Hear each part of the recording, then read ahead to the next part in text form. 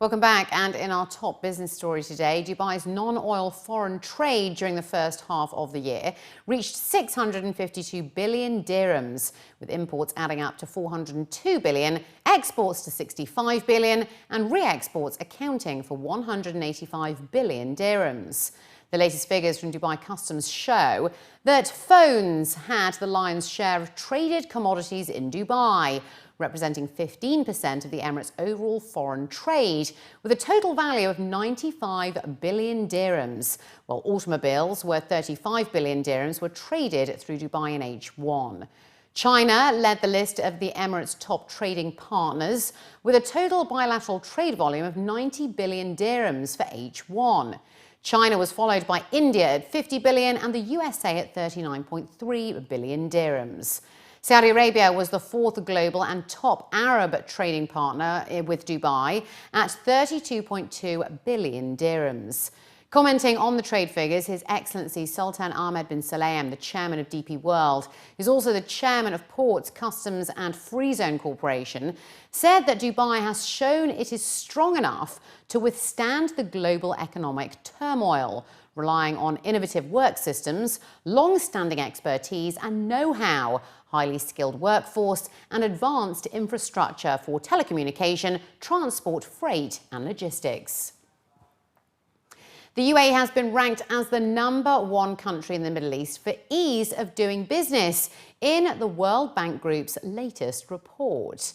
The UAE was ranked in the world's top 10 for obtaining construction permits, connecting to electricity services and registering property, and was ranked 31st overall in the global list.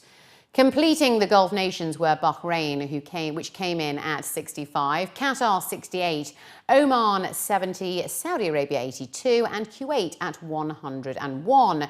Completing the rankings of the Gulf nations due to reform activity. The report also revealed a total of 21 reforms that were implemented in 11 of the region's 20 economies. Measuring regulatory quality and efficiency found that 85 developing economies implemented 169 business reforms during the past year. That's compared with 154 the previous year, while high-income economies carried out an additional 62 reforms, bringing the total for the past year to 231 in 122 economies around the world. Singapore retained its top spot, followed by New Zealand, then Denmark, the Republic of Korea, Hong Kong, the UK, the US, Sweden, Norway, and then Finland. Etihad Airways has welcomed the Australian Competition and Consumer Commission's draft determination approving the reauthorisation of its commercial cooperation agreement with Virgin Australia for a further 5 years. This will enable Etihad Airways and Virgin Australia to continue code-sharing on the Australia-Abu Dhabi route and offering reciprocal lounge and frequent flyer benefits beyond the current authorisation's expiry date of the 25th of February 2016. Etihad Airways President and CEO James Hogan was quoted as saying that in its first 5 years, this partnership has promoted vigorous competition in the Australian travel market, increased choice for travellers, and has generated significant benefits and increased revenue for each airline through the alignment of our operations. Under the current agreement, Etihad Airways and Virgin Australia offer codeshare services to 39 international destinations in Europe, the Middle East, Africa and Pakistan, and to 52 destinations in Australia and Asia.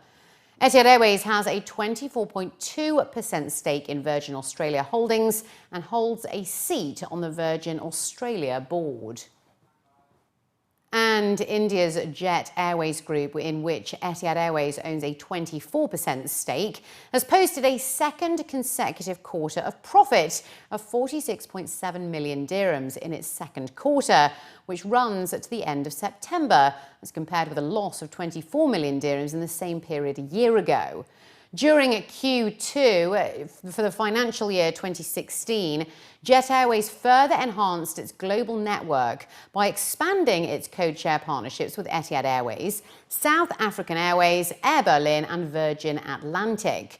The quarter witnessed a significant growth of 29% in overall codeshare traffic, while at the same time, the codeshare traffic by strategic partner Etihad Airways and its partner airlines grew by 87%. Saudi Arabia saw the largest number of visitors to Dubai last year, hitting 1.5 million. They were then followed by Indians at 0.9 million and British visitors at 0.8 million, that's according to the latest report. The findings from Deloitte also reveal the number of Russian tourists to the Emirates, which fell 15% due to economic challenges and impact on the exchange rate. Arrivals to Dubai from the US fell by just over 3%, while the number of German visitors fell 11%. Arrivals from China grew by 24% and Iran 41%.